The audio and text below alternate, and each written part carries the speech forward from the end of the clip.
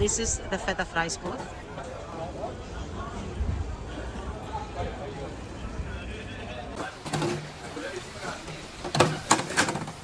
Wow, you're professional, Jordan. Well, okay. Wow. Okay, too much salt, too much salt. Shake it up.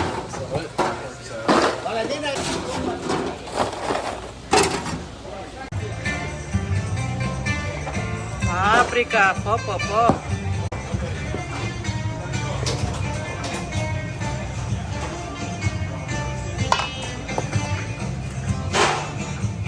That's what called feta fries.